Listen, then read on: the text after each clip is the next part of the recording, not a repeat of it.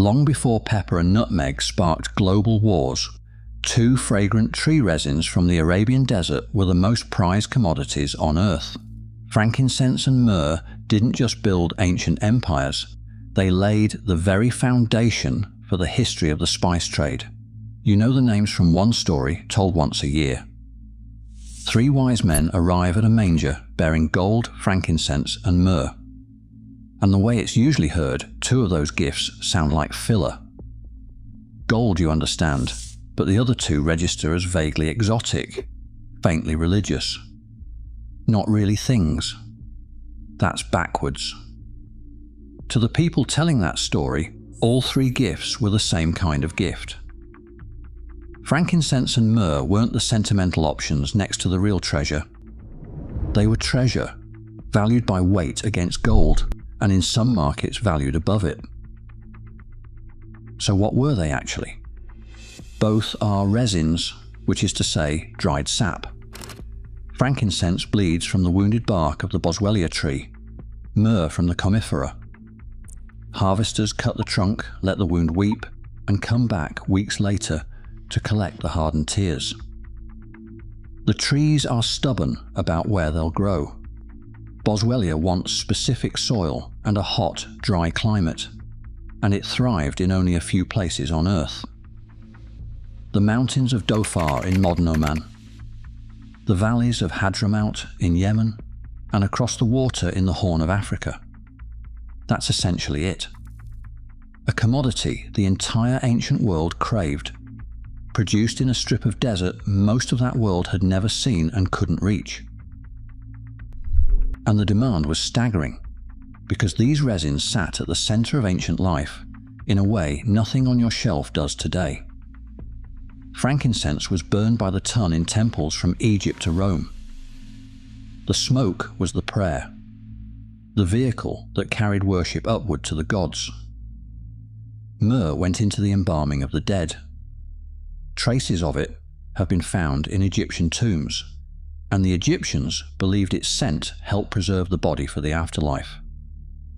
In fact, Egypt had been seeking these resins since at least the 2nd millennium before Christ, sending expeditions to a land they called Punt, a distant incense-producing coast that archaeologists still argue over, but whose fragrant cargo is attested in temple reliefs going back to the reign of Hatshepsut. Both were folded into medicine, perfume, and cosmetics. Every temple, every funeral, every act of worship across multiple civilizations burned through a supply that came from one small corner of Arabia. Control that corner, or better yet, control the road out of it. And you controlled something the whole world would pay almost anything to get. Here's the problem the ancient world had to solve. The trees grew in southern Arabia. The buyers, Egypt, Mesopotamia, Greece, eventually Rome, were 1,000 miles north, across some of the most lethal desert on the planet. Between the resin and the money lay a sea of sand that could kill a person in an afternoon. Someone had to move the goods across it, and for most of history that was simply impossible at scale. What changed everything was an animal. Around the start of the 1st millennium BC, the domestication of the dromedary, the one-humped Arabian camel, turned an impassable desert into a highway. A camel could carry hundreds of pounds, go days without water, and cross terrain that would destroy a horse or a man on foot. It's not an exaggeration to say the incense trade rode into existence on the back of the camel. No camel, no route. With it, the resin could finally travel. And travel it did, along what we now call the Incense Road, a network of caravan tracks running roughly 2,000 kilometers, 1,200 miles, from the frankincense country of the south up to the Mediterranean ports. This wasn't a road in any modern sense. It was a chain of oases, wells, and way stations strung across the desert. Each one a place to water the animals, feed the men, sleep, and, critically, pay. The trade flourished for the better part of 1,000 years. From around the 7th century before Christ, into the 2nd century after it. For much of that early period, the production end of the trade was controlled by the Kingdom of Saba. The Sabaeans, a South Arabian civilization whose legendary queen had reportedly travelled north to visit King Solomon, bearing gifts that almost certainly included the very resins her kingdom produced. That story lodged itself so deeply in the ancient imagination that centuries later it was still being told across the Mediterranean world. But the Sabaeans understood that producing the resin was only half the equation. Moving it was where the real contest lay. Picture what actually moved along it. A caravan might be hundreds of camels long, roped nose to tail, loaded with hardened resin, plodding for weeks through heat and grit. The journey was genuinely dangerous. There were raiders who knew exactly what those bundles were worth. There were stretches where a sandstorm or a dry well meant death. The Roman writer Pliny the Elder recorded that by the time a load reached the Mediterranean, the merchant had racked up something like 688 denarii in expenses per camel, fodder, water, lodging, and above all, tolls, before a single Roman tax collector had taken his cut. That word, tolls, is the whole story. Because every oasis, every well, every mountain pass along those 1,200 miles belonged to somebody, and whoever it belonged to charged for passage. The resin got more expensive with every mile it travelled north, not because anyone added value to it, but because at every step someone stood between the caravan and the next well, holding out a hand. The desert wasn't just an obstacle the trade had to cross. The desert was where the money got made. Somewhere around the 4th century before Christ, a formerly nomadic people took control of the most important stretch of that road and turned tolls into one of the great fortunes of the ancient world. They were the Nabataeans, and their answer to the whole problem of the trade was elegant and ruthless. They didn't grow frankincense, they didn't burn it. They barely used it. They just owned the bottleneck. Their genius was location. The Nabataeans seized the middle to northern section of the Incense Road, the stretch every caravan had to cross to reach the Mediterranean. And, at its heart, they built a capital that shouldn't exist. Petra. A city carved directly into rose-red sandstone cliffs, hidden inside a canyon, reachable only through a narrow winding gorge called the Sick, a passage so tight in places that a few defenders could hold it against an army.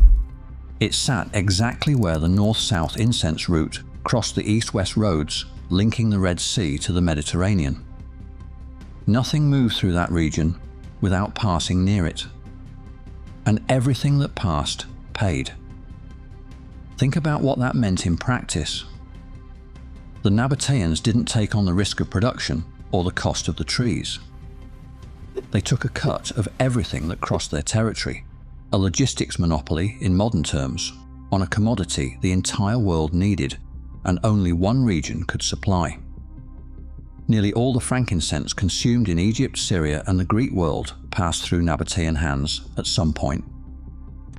They were the toll booth on the only road that mattered. It is, in that sense, the same logic that would later make the Silk Road so consequential. Whoever controlled the choke points between producer and buyer held the real power, regardless of whether they made anything at all. The wealth this produced was almost hard to believe, and it didn't go unnoticed. The historian Diodorus Siculus, writing in the 1st century before Christ, marveled that the Nabataeans surpassed all the neighboring Arab tribes in wealth, despite numbering not much more than 10,000 people. That wealth made them a target. As early as 312 before Christ, Antigonus, one of the generals who carved up Alexander the Great's empire, sent 2 military expeditions to plunder Petra. Both essentially failed. The city's position was that good. But the real proof is the city itself.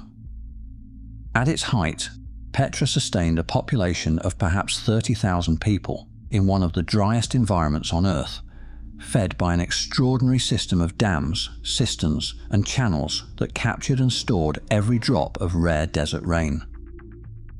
Every carved temple facade, every irrigated terrace, every hydraulic marvel was paid for by one thing: aromatic resin passing through, and the toll charged on it. A city of stone in a wasteland, financed entirely by smoke. If you want the origin of the phrase in this video's title, the first billionaires, this is it. Not the people who made the product, the people who controlled the road it traveled on. Every empire that touched this trade wanted it, but Rome wanted it on a scale that had never existed before. By the 1st century after Christ, Roman demand for frankincense and myrrh had grown so enormous that it strained the entire ancient supply chain, and it left us the numbers to prove it, because one Roman in particular could not stop complaining about the cost. Pliny the Elder, in his Natural History, estimated that Arabia was sending Rome around 1,500 tons of frankincense and 450 tons of myrrh every single year. Sit with those figures. Not pounds. Tons by the thousand of a substance that had to be bled from wild trees drop by drop, hardened and hauled 1,200 miles across a desert by camel. And Rome burned through all of it annually. The smoke rising from Roman temples, funerals and altars represented a continuous, staggering transfer of resin out of Arabia and money back into it. Pliny put a price on that too, and the figure appalled him. He calculated that Rome was spending something like 100 million sesterces a year on the luxuries of the East, and he cited it, in his own words, with horror. To give the individual price a human scale, the best frankincense ran about 24 sesterces a pound, which was roughly a week's wages for a skilled labourer. A week of a craftsman's life for a single pound of scented smoke, gone in an afternoon of burning. To Pliny, this looked like a kind of madness, the wealth of the empire literally going up in smoke and draining south to enrich desert kingdoms Rome couldn't even see. And that resentment had a logical endpoint. If the money was flowing to the source, why not simply seize the source? In 25 before Christ, the Emperor Augustus ordered exactly that. He sent Aelius Gallus, the Roman prefect of Egypt, with an army to march down into southern Arabia, into the frankincense country the Romans called Arabia Felix, Fortunate Arabia, so named precisely because it was so rich. The plan was to find the trees, take the land, and cut out every middleman between Rome and the resin. Gallus's friend, the Greek geographer Strabo, travelled with the expedition and later recorded the whole undertaking in exhaustive, painful detail. The expedition was a disaster. The desert did what the desert always did. Heat, disease, distance, and dry wells destroyed the Roman column before it could achieve its goal, and Gallus was forced to turn back. Strabo, to his credit, didn't spare the embarrassing facts. Rome, which conquered nearly everything it seriously tried to conquer, could not take the source of frankincense. The land was simply too hostile, and the people who knew how to move through it had no interest in handing it over. For the time being, the desert kingdoms kept their monopoly, and Rome kept paying. So how does a trade this valuable, this entrenched, this fought over, simply end?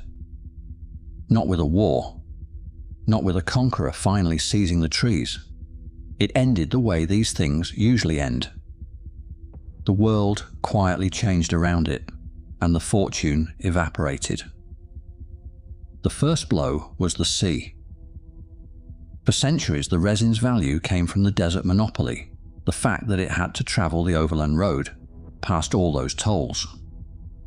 But Roman and Greek sailors gradually mastered the rhythm of the monsoon winds in the Indian Ocean, and learned to sail directly to Arabia and India and back, A 1st century trading manual called the Periplus of the Erythraean Sea documented those routes in practical detail, port by port, commodity by commodity, and in doing so captured exactly the moment the old desert logic started to crack.